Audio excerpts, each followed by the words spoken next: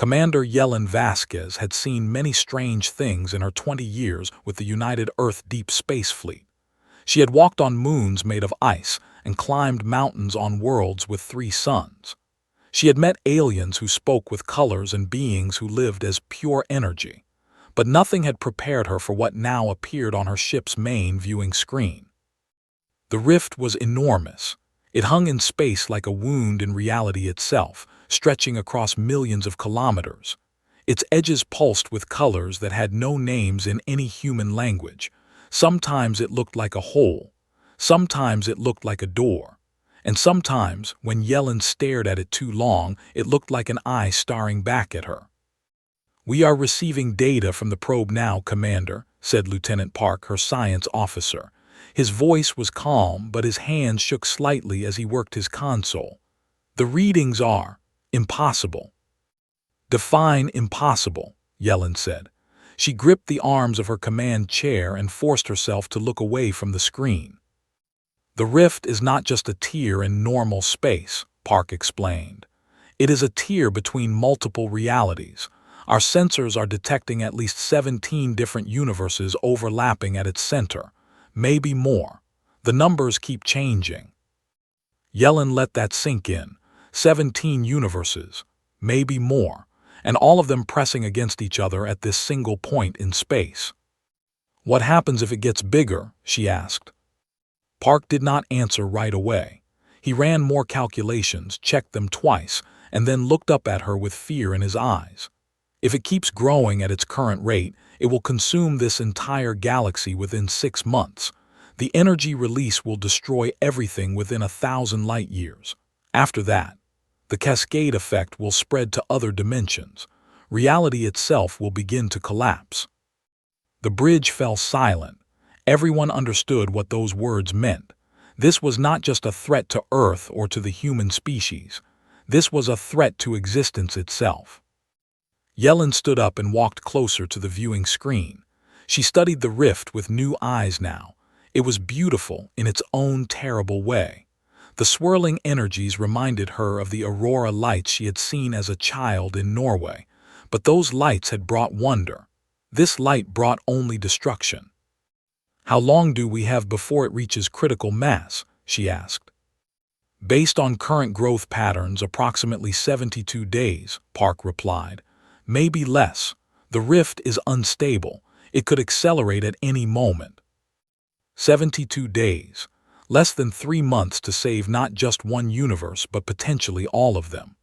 Yellen allowed herself one moment of despair. Just one brief second where she felt the weight of the impossible task before her. Then she pushed that feeling aside and became a commander again. "Send all data to Earth Command," she ordered. "Priority Alpha transmission. Include my personal assessment that this represents an extinction-level threat. Also contact the Galactic Council. Every species in the Alliance needs to know about this." "Yes, Commander," said her communications officer, Ensign Tors. "But Commander, the Council members are not going to like this. You know how they feel about humans taking the lead on crisis situations." Yellen smiled grimly. Yes, she knew.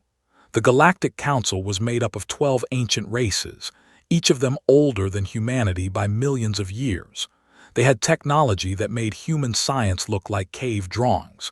They had wisdom gathered across countless generations, and they looked at humans the way adults look at children who run around making noise and breaking things. The Velthari, with their crystalline bodies and mathematical minds, considered humans too chaotic and emotional. The Hollow Singers, beings of pure sound who lived in the hearts of gas giants, thought humans were too obsessed with physical things. The Architects, who could shape planets with their thoughts, viewed human engineering as crude and primitive.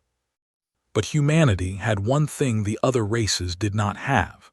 They had something that the older species had lost long ago, if they had ever possessed it at all. Humans knew how to improvise. The older races had followed the same paths for so long that they could not imagine walking any other way. When they faced a problem, they looked for solutions in their vast libraries of accumulated knowledge. If the answer was not there, they concluded that no answer existed. Humans were different. When humans faced a wall, they did not give up. They climbed it. They went around it. They tunneled under it. They blew it up. And sometimes, just sometimes, they discovered that the wall was not really a wall at all, but a door that nobody had thought to push. "Contact the council anyway," Yellen said. "Tell them what we have found. Let them send their experts if they want. But also tell them that humanity is already working on solutions. We are not going to sit around waiting for permission to save the universe." Tors nodded and began transmitting. Park continued to gather data, sending more probes into the edges of the rift to learn everything they could about its nature. And Yellen stood at her command chair, watching the impossible tear in reality, and began to plan. The Galactic Council's response came 3 hours later. As expected, it was not encouraging. Ambassador Crystalline Sevenfold, speaking for the Velthari, expressed what he called measured concern about the rift. He acknowledged that it represented a significant anomaly, but suggested that any attempt to interfere with it might make things worse. The Velthari recommended careful observation and mathematical modeling before taking any action. The Hollow Singers sent a song that translated roughly as acceptance of the cosmic cycle. They believed that if the universe was meant to end, then it was not their place to stop it. All things had their time, they sang, and perhaps this was simply the time for reality to find a new shape. The architects did not respond at all.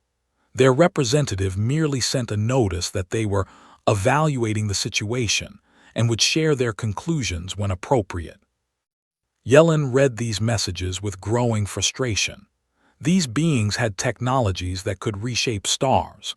They had knowledge gathered across billions of years, and their response to the end of everything was to wait, to accept, or to think about it some more. "Typical," muttered Chief Engineer Kowalski, reading over her shoulder. He was a big man with grease-stained hands and a practical mind. Give an ancient species a universe-ending crisis, and they form a committee. "They have their ways," Yellen said, though she could not hide the disappointment in her voice. "We have ours. Speaking of which, what have you figured out about the rift?" Kowalski pulled up a holographic display. It showed the rift's structure in simplified form, a complex web of energy patterns and dimensional boundaries. "It is like a knot," he explained. "Imagine taking 17 pieces of string, tangling them all together, and then pulling on all the ends at once. That is what is happening here. Multiple universes got twisted around each other somehow, and now they are all trying to pull apart. The stress is tearing holes in all of them." "Can we cut the strings?" Yellen asked. "No. If we destroy any of the connections, the energy release will be immediate and catastrophic. We would just accelerate the collapse." "Then we have to untangle them." Kowalski stared at her. "Commander, we are talking about untangling multiple universes. We do not even have the math for that." Yellen smiled. "Then I guess we better invent it. Get me everyone who knows anything about dimensional physics. Pull in every specialist we have. If the Galactic Council will not help us, we will figure this out ourselves." And that was how it began. The greatest engineering project in the history of any universe, started by a handful of humans on a single ship, facing a problem that the oldest and wisest beings in creation had already declared unsolvable. 3 weeks had passed since the discovery of the rift. Earth's scientific community had mobilized faster than anyone thought possible. Universities, research stations, and private laboratories across 100 worlds had joined together, sharing data and ideas without the usual competition and secrecy. When the end of everything was on the line, petty rivalries seemed unimportant. Dr. Helena Cross arrived at the research station orbiting the rift on a supply shuttle packed with equipment. She was 73 years old, with white hair and sharp eyes that had seen things most physicists only dreamed about. She had spent her entire career studying the boundaries between dimensions, and now her life's work had become humanity's last hope. Commander Vasquez met her at the docking bay. "Dr. Cross, thank you for coming." "Did you think I would stay home while reality falls apart?" Helena laughed, but there was no humor in it. "Show me everything you have learned."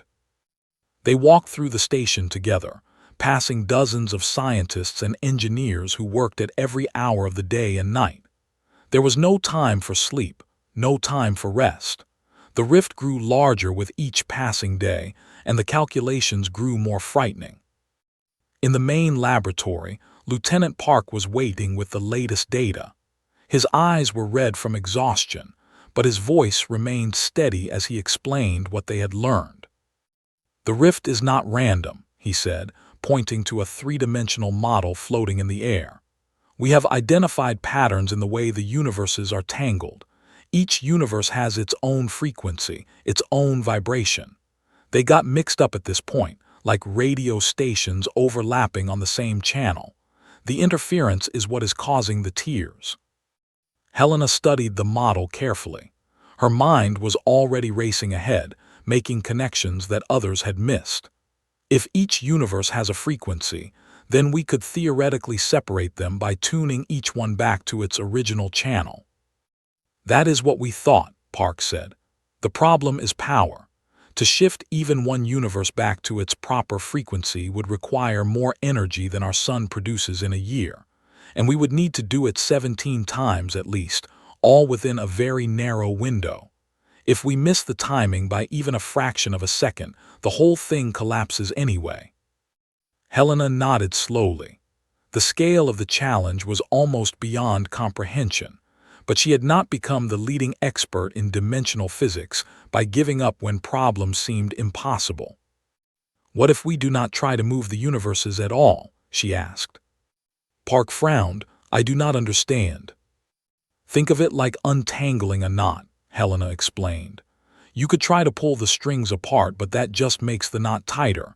Instead, you need to find the right thread and give it some slack. Create space for the other threads to move." She walked to the model and began manipulating it with her hands. "We cannot move 17 universes, but what if we do not need to? What if we just need to stabilize the point of contact, stop the expansion, and then guide the universes to untangle themselves?" Commander Vasquez leaned forward. "Is that possible?" "I do not know," Helena admitted. "Nobody has ever tried anything like this before, but I think it might work. We would need to create a kind of dimensional anchor, something that can exist at the center of the rift and hold everything in place long enough for the natural forces to sort themselves out." "What kind of anchor could exist at the center of that?" Chief Engineer Kowalski asked. He had joined them, drawn by the discussion. "Nothing could survive those conditions. The dimensional stress would tear apart any physical object. Even energy constructs would dissipate in seconds." Helena smiled. It was a strange smile, one that mixed hope and fear in equal measure. "That is what I need to figure out, but I have an idea, a crazy idea that might just be crazy enough to work." While Dr. Cross worked on her theories, the Galactic Council finally sent representatives to observe the situation. 3 ships arrived, each one carrying delegates from different member species. The Velthari came with their analytical instruments, hopping to gather enough data to model the rift mathematically. The architects came with their reality-shaping tools, though they admitted they had never encountered anything quite like this before. And the hollow singers came with their songs, hopping to find some harmony in the chaos. Ambassador Crystalline Sevenfold was the first to address Commander Vasquez. His body was made of living crystal, and his voice echoed with multiple harmonics as he spoke. "We have reviewed your data, Commander. Our calculations confirm your assessment. The rift is indeed catastrophic and will destroy all known reality if left unchecked." "Then you will help us stop it?" Yellen asked. "We will observe and advise," Sevenfold replied. "But we must caution you against hasty action. Your species has a tendency to act before fully understanding the consequences. In a situation this delicate, such impulsiveness could make things much worse." Yellen felt her patience wearing thin. With respect, Ambassador, we have less than 50 days before the rift reaches critical mass. We do not have time for caution. Time is a matter of perspective, the Velthari said. My people have existed for 4 billion years. We have seen many civilizations rise and fall. We have watched stars born and die. From our viewpoint, 50 days is the blink of an eye. From our viewpoint, 50 days is everything we have left, Yellen responded. We cannot afford to wait for perfect understanding. We have to act with what we know. The architect representative, a being that shifted between physical forms like water changing shape, finally spoke. Its voice sounded like stone moving against stone. Perhaps the humans are not entirely wrong. Our species tends to deliberate until action becomes impossible. We have vast power but lack the will to use it. Perhaps that is why we were never able to prevent disasters like this before. Sevenfold turned his crystalline head sharply. You suggest we should follow the humans' lead. I suggest we should work with them, not merely observe them. Their approach is different from ours. Perhaps that difference is what this situation requires. The hollow singer made a sound like wind through a flute, a note of surprise and consideration. Then it sang a phrase that translated roughly as the new voice sometimes finds the note that old voices have forgotten. For the first time in the history of the Galactic Council, the ancient species agreed to take direction from humanity. It was not easy for them. Their pride was wounded, their certainties shaken. But facing the end of everything has a way of putting matters into perspective. Dr. Cross presented her plan to the combined human and alien teams the next day. She had worked through the night, filling dozens of boards with equations and diagrams. Her idea was audacious, bordering on insane, but it was also the only idea anyone had. We cannot create a physical anchor, she explained. Nothing physical can survive the conditions at the rift center, but we can create an informational anchor, a pattern so complex and so stable that it can maintain coherence across all 17-dimensional frequencies simultaneously. What kind of pattern? Asked Sevenfold. A living pattern, Helena said. Or rather, a pattern of living minds. We need to create a network of consciousness that can exist within the rift, perceiving and responding to all 17 universes at once. The network would act as a stabilizing influence, gradually reducing the interference between dimensions until each universe can separate naturally. The architect shifted uneasily. You are describing something that has never been done. The strain on the minds involved would be enormous. They might not survive the process. I know, Helena said quietly. That is why we need volunteers, people willing to risk everything to save everything. Commander Vasquez stepped forward. I will be one of them. Chief Engineer Kowalski joined her, and me. Lieutenant Park was next. I want to help. One by one, humans from across the research station came forward. Scientists and engineers, pilots and technicians, young and old. They had families back on Earth, friends and loved ones they might never see again. But they understood what was at stake, and they understood that humanity had always defined itself by its willingness to risk everything for what mattered most. The architect watched this display with something like wonder in its shifting form. We have existed for eons, it said to Sevenfold. We have seen species come and go, but I do not think we have ever truly understood humans until this moment. Sevenfold's crystals chimed softly. Perhaps we still do not understand them, but perhaps that is because they are something new under the suns, something that has not existed before. They are young and reckless and often foolish, but when everything falls apart, they run toward the fire instead of away from it. The hollow singer began to hum a new song. It was a song of beginnings and endings, of chaos and order, of a small spark facing an infinite darkness. And in that song, the ancient being began to see humanity not as children to be tolerated, but as something else entirely. They saw heroes. The construction of the dimensional anchor took 30 days. Every moment felt precious, every setback a potential disaster. The rift continued to grow, its edges now visible from Earth's orbital stations. People looked up at the night sky and saw the tear in reality spreading like a wound across the stars. Some prayed, some wept. Most simply watched and waited, trusting that somewhere out there, someone was working to save them. At the research station, the combined efforts of human ingenuity and alien technology produced something that had never existed before.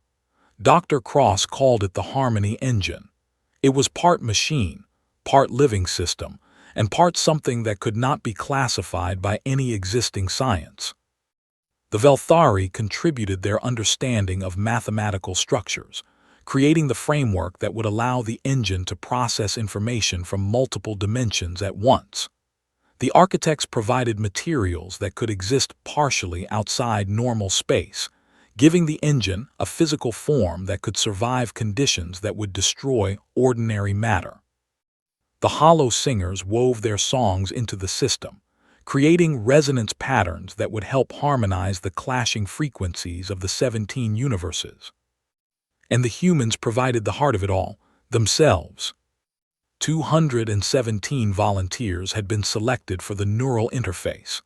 They spent their final days training, learning to expand their awareness beyond the limits of normal human perception.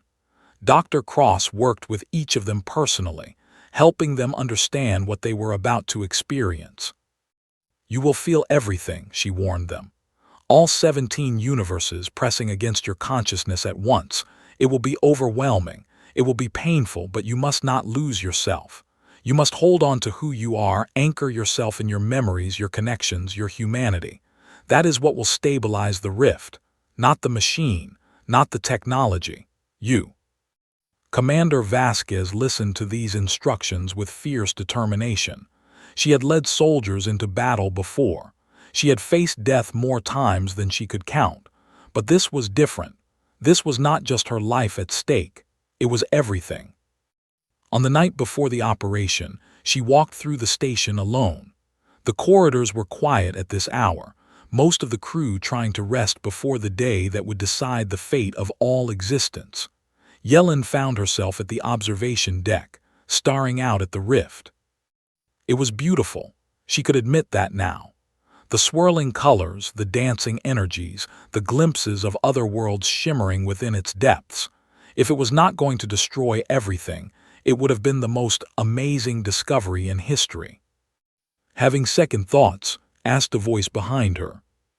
She turned to find the architect representative floating nearby, its form currently resembling a cloud of silver mist. "No," Yellen replied. "I was just thinking about my daughter." "You have a child." "She is 12 years old. Her name is Sophia. She wants to be an astronaut like her mother." Yellen smiled at the thought. "I promised her I would come home." "And if you cannot keep that promise, then at least she will have a home to live in, a universe to explore. That is why I am doing this. Not for glory or duty, for her, for everyone's children, for the future that they deserve to have." The architect was silent for a long moment. When it spoke again, its voice was softer than before. "My people stopped having children millions of years ago. We became immortal in our fashion and saw no need for continuation. We forgot what it meant to care about something beyond ourselves. You have reminded us. For that, I thank you." "Save the thanks for after we survive," Yellen said. "We are going to need all the luck we can get." The launch of the Harmony engine took place at dawn, though in space there was no true dawn, only the cold light of distant stars and the strange glow of the rift. The engine was a sphere about a kilometer wide, covered in crystalline patterns that caught and bent light in impossible ways. It looked like a pearl made of frozen lightning. Inside, the 217 volunteers lay in neural interface pods, their minds linked together into a vast network of shared consciousness. They could feel each other's presence now, their thoughts flowing together like streams joining a river. It was strange and intimate and terrifying and wonderful all at once. Dr. Cross spoke to them through the interface, her voice a calm anchor in the growing storm of sensation. The engine is approaching the rift's outer edge. In approximately 7 minutes, you will begin to perceive the other dimensions. Remember your training. Focus on what makes you human, your memories, your connections, your love. Commander Vasquez reached out through the neural link, touching the minds of the others. She felt their fear and their courage, their doubts and their determination. She felt Chief Engineer Kowalski's steady, practical nature, Lieutenant Park's burning curiosity, and the fierce hope of dozens of strangers who had become her closest friends in the span of a few weeks. "We are ready," she said, and she meant it. The engine crossed the threshold. Reality shattered around them like glass breaking in slow motion. Suddenly, Yellen could see everything. She saw a universe where stars burned cold and blue, where life had evolved in the hearts of ice planets, creating civilizations of crystalline beauty. She saw a universe of pure energy, where beings of light danced through electromagnetic storms that spanned galaxies. She saw a universe that had already died, empty and cold, its last stars fading into darkness. She saw 17 versions of reality, each one unique, each one precious, each one threatened by the chaos of the rift. And she felt the weight of them all pressing against her mind, trying to pull her in different directions, trying to tear her apart. Pain. There was so much pain. The other volunteers screamed through the neural link, their thoughts fragmenting under the impossible pressure. Yellen felt some of them slipping away, losing themselves in the infinite dimensions. "Hold on," she shouted, but her voice was lost in the storm. "Remember who you are. Remember why we are here." Sophia, she focused on her daughter's face. The way Sophia laughed when she told a bad joke. The way she frowned when she was concentrating on a difficult problem. The way she hugged her mother before every mission, holding on tight and whispering, "Come home safe." That memory became an anchor, a fixed point in the chaos, and through the neural link, Yellen shared it with the others. One by one, they found their own anchors. Kowalski thought of his workshop back on Earth, the smell of machine oil and the satisfaction of fixing something broken. Park thought of the stars he had studied since childhood, the wonder that had never faded. Others thought of lovers and parents, of homes and dreams, of all the small precious things that made life worth living. The network stabilized. Not perfectly, not completely, but enough to begin the real work. Outside, the Harmony engine began to glow. Its crystalline surface pulsed with patterns that matched the interference frequencies of the rift. Slowly, carefully, the combined consciousness of 217 humans began to impose order on chaos. They could not force the universes apart. Dr. Cross had been right about that. But they could create spaces, gaps in the interference pattern where the dimensions could begin to separate naturally. It was like finding holes in a tangled knot, carefully working the threads loose one at a time. Hours passed, days. Time lost its meaning inside the rift. The volunteers took turns resting while others maintained the network, sleeping in shifts while their minds remained partially connected to the engine. It was exhausting work, draining in ways that had nothing to do with physical effort. But it was working. The rift stopped growing. Then, almost imperceptibly at first, it began to shrink. The Galactic Council watched in amazement. Their sensors confirmed what seemed impossible. The humans were actually succeeding, not through superior technology or ancient wisdom, but through sheer stubborn determination and the power of connected minds working together. "This should not be possible," Sevenfold said, his crystalline form flickering with colors that indicated profound confusion. "Our models predicted failure. They predicted that human minds would be too weak, too undisciplined to maintain coherence under such pressure." "Perhaps your models were missing something," the architect replied. "Perhaps they did not account for what humans call love." On the 40th day, the crisis came. A surge of dimensional energy, more powerful than anything they had faced before, ripped through the rift and struck the Harmony engine like a hammer. The impact shattered the network's carefully maintained patterns and sent waves of pain crashing through every connected mind. 37 volunteers lost consciousness immediately. Their minds simply could not handle the overload and shut down to protect themselves. They would survive, but they could no longer contribute to the network. The remaining 180 had to work harder, spread thinner, carry more of the burden. Commander Vasquez felt the strain like fire burning through her thoughts. Every neuron screamed for relief. Every instinct begged her to let go, to retreat into the safety of her own mind and let the universe take care of itself. But she refused. "Status report," she demanded through the link, her mental voice ragged but firm. Dr. Cross's response came from outside the engine, where she monitored the situation from the research station. The surge destabilized 3 of the dimensional barriers. They are collapsing faster than you can repair them. If we lose too many more, the cascade will begin again. How long do we have?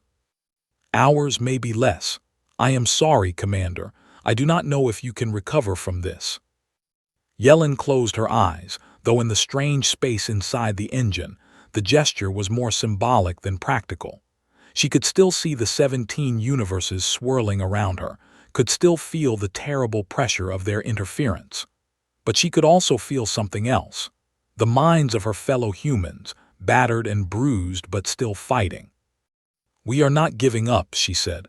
"Not now, not when we have come this far. Everyone, listen to me. I know you are tired, I know you are hurting, but we have to find a way to reinforce those barriers. Think. Use everything you have." Lieutenant Park's voice came through the link, weak but steady. "Commander, what if we do not try to repair the barriers directly? What if we use the surge's energy against itself?" "Explain." The surge was random, chaotic, but it also contained immense power. If we can capture some of that power and redirect it, we might be able to strengthen the remaining barriers enough to compensate for the ones we lost. It was a risky plan. Attempting to harness dimensional energy was like trying to catch lightning in a bottle. Get it wrong, and the feedback could destroy them all. But it was also their only chance.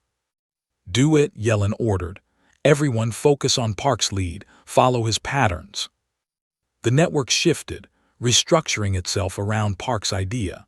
It was a delicate operation, requiring perfect coordination among dozens of minds that were already strained to their limits. One mistake, one moment of lost focus, and everything would fall apart. But humans had always been good at coming together in crisis. It was one of their defining traits, perhaps their greatest strength. When the stakes were highest, they found ways to transcend their individual limitations and become something greater. The dimensional energy surged again, another wave of chaos crashing against the engine. This time, instead of trying to block it, the network opened itself to the wave. They let the energy flow through them, felt its wild patterns, and then, with a collective effort of will that pushed every mind to its absolute limit, they bent the energy to their purpose. The Harmony engine blazed with light. Colors that had no names erupted from its surface, creating patterns so complex that they seemed to fold back on themselves. The barriers between dimensions strengthened, not just returning to their previous state, but becoming even more stable than before. Outside, the watching alien ships registered the change with astonishment. The rift was shrinking faster now, collapsing inward as the universes finally began to separate properly. The cascade that had threatened to destroy everything was revering, order returning where chaos had reigned. "They did it," whispered the architect, its form solidifying into something almost humanoid in its wonder. "They actually did it." Ambassador Sevenfold said nothing. He was too busy recalculating his models, trying to understand how a species so young could accomplish what his own ancient people had deemed impossible. The hollow singer began to compose a new song. It was a song that would echo through the ages, a testament to the day when a small species from an unremarkable planet taught the universe the true meaning of courage. Inside the engine, the volunteers felt the tide turning. The pressure was still immense, but now it was manageable. They could see the end approaching, the moment when the last of the tangled dimensions would separate and the rift would finally close. But they were not done yet. There was still work to do, still barriers to maintain and patterns to guide. And as the hours ticked by, they realized that the final stage would be the most dangerous of all. When the last universe separated, the rift would collapse completely. The Harmony engine would be caught in the implosion, its physical structure crushed by forces beyond comprehension. The volunteers had known this from the beginning. It was part of the plan, a sacrifice they had accepted when they first stepped into the neural interface pods. But Dr. Cross had been working on something else, a desperate contingency that she had not shared with anyone. She had spent the last 40 days designing an emergency extraction system, a way to pull the volunteers' consciousness out of the engine in the final seconds before it was destroyed. The problem was that it had never been tested. There was no way to know if it would work, and if it failed, the volunteers would die with the engine, their minds scattered across the collapsing dimensions. "Commander Vasquez," Dr. Cross said through the communication link, her voice tight with tension, "I need to tell you something." "I know," Yellen replied. She had sensed the doctor's secret, fragments of her thoughts bleeding through the neural interface. "You have a plan to save us. It is untested. It might not work." "Everything we have done has been untested," Yellen said. "That is what humans do. We try things that have never been tried before. Sometimes we fail, but sometimes, just sometimes, we succeed beyond anyone's expectations. Activate your system, Doctor. Give us a chance." The final separation began. One by one, the universes pulled apart, sliding back into their proper frequencies. The rift shrank from millions of kilometers to thousands, then to hundreds, then to meters. The Harmony engine vibrated with increasing intensity as the space around it compressed. "Extraction in 30 seconds, Dr. Cross announced. "Everyone prepare for transfer." The volunteers felt the pull of the extraction system, a new sensation layered on top of all the others. It was like being in two places at once, their consciousness stretching between the engine and the research station. 10 seconds. The rift collapsed to a single point, a dot of impossible energy that contained 17 universes pressed together for one final moment. 5 seconds. Commander Vasquez thought of Sophia one last time. She thought of Earth, of humanity, of all the futures that would now be possible because of what they had done. 1 second. The Harmony engine vanished in a flash of light that outshone every star in the galaxy. The rift sealed itself, the 17 universes finally separated and safe in their own dimensions. Space returned to normal, empty and cold and infinite. And on the research station, 180 people opened their eyes and took their first breaths in what felt like a lifetime. The celebration lasted for weeks. Every world in the United Earth Alliance held festivals. Every species in the Galactic Council sent messages of congratulation and gratitude. The humans who had saved reality became heroes, their names spoken with reverence across 1,000 star systems. But Commander Yellen Vasquez was not interested in celebrations. As soon as the doctors cleared her for travel, she took the first transport back to Earth. There was someone waiting for her there, someone far more important than any medal or ceremony. Sophia was standing at the spaceport when her mother's shuttle landed.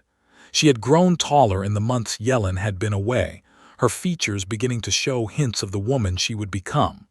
But her eyes were the same as they had always been, bright, curious, and full of love.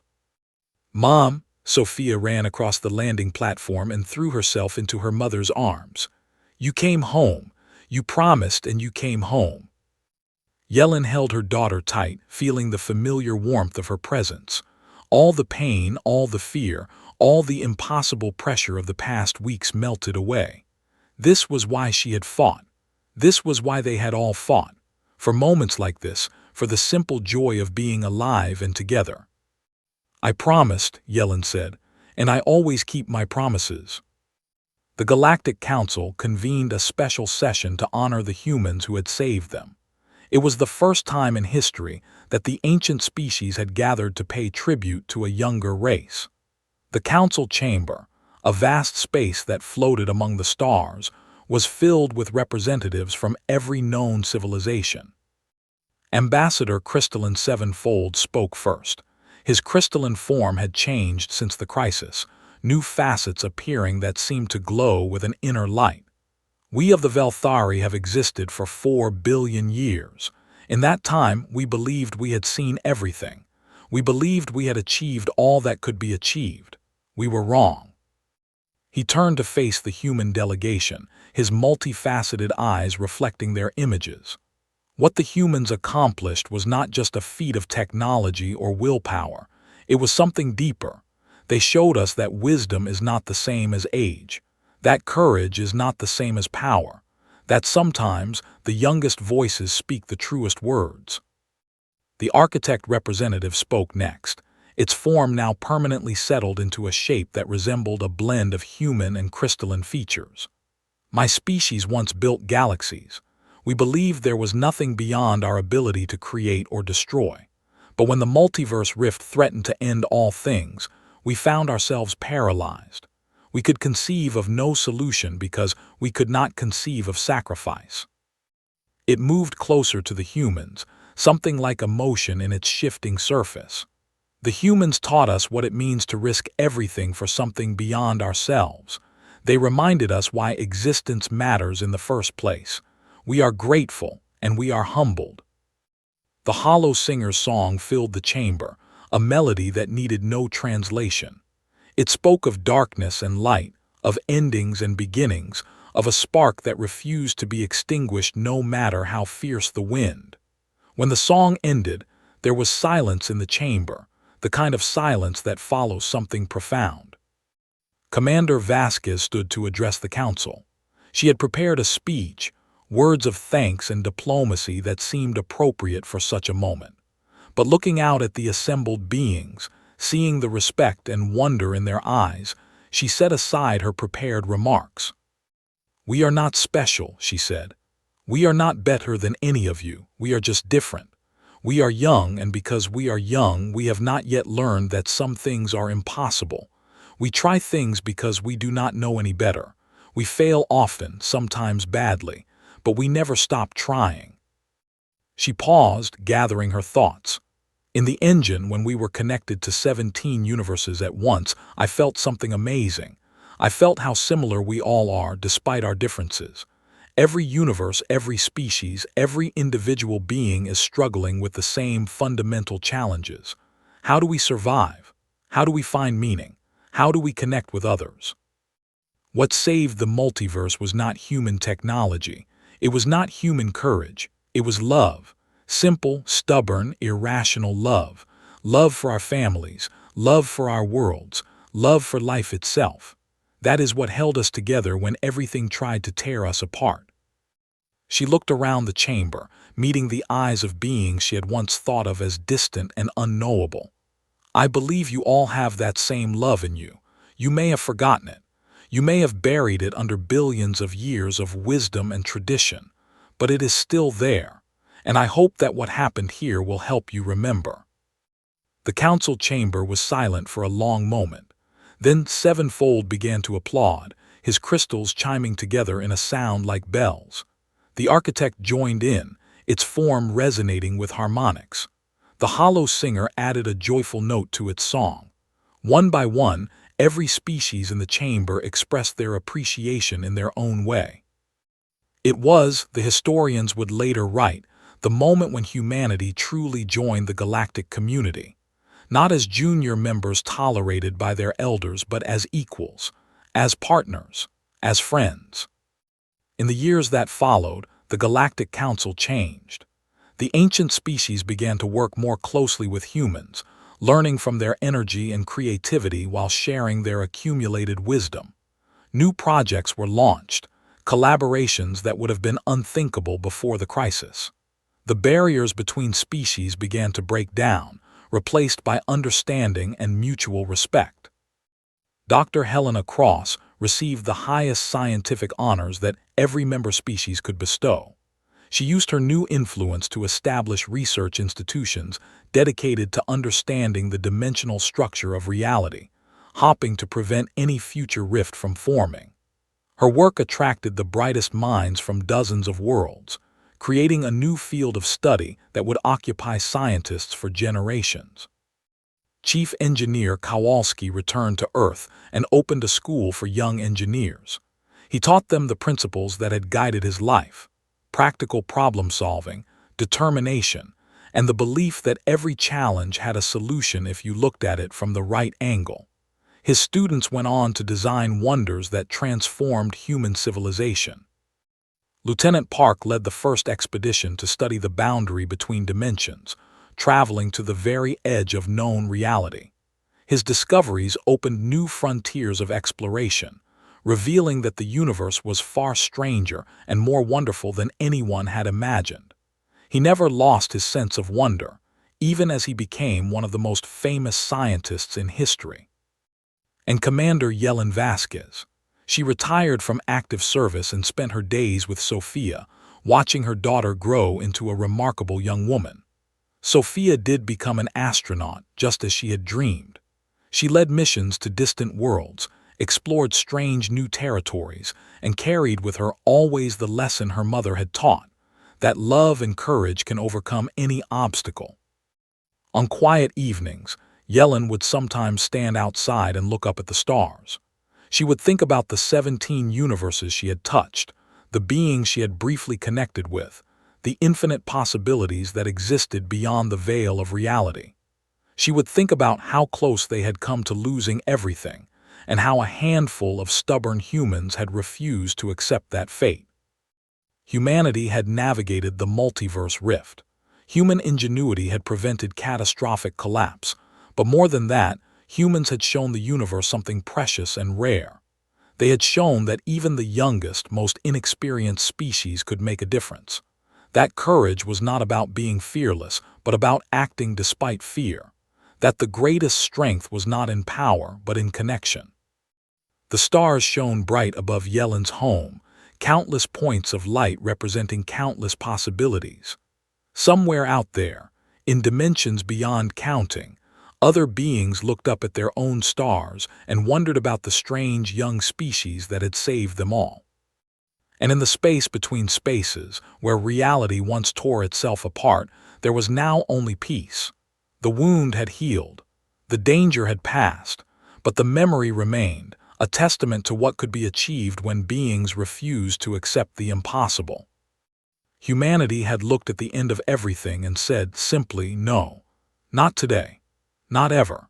And against all odds, against all logic, against the ancient wisdom of species who had existed since before Earth's sun was born, they had made that refusal reality. That was the human way. That would always be the human way, and the universe was better for it. Yellen smiled, feeling Sophia's hand slip into hers as her daughter joined her in the quiet night. Together, they watched the stars, mother and daughter, heroes and ordinary people, part of something vast and wonderful and infinite. "Mom," Sophia asked, "do you think we will ever face something like that again?" Yellen considered the question carefully. "Maybe," she said. "The universe is full of challenges, but I know one thing for certain." "What?" "When we do, we will face it together. That is what humans do. That is what we have always done. And that is what we will always do." Sophia nodded, understanding. The stars continued to shine, eternal and unchanging, watching over a universe that owed its existence to the courage of a small, young, wonderfully stubborn species called humanity. And somewhere in the vast darkness of space, the hollow singer composed one final note, a single perfect sound that echoed across dimensions. It was a song of hope, of triumph, of the indomitable spirit that refused to surrender even when all seemed lost. It was a song of humanity. It was a song that would never end.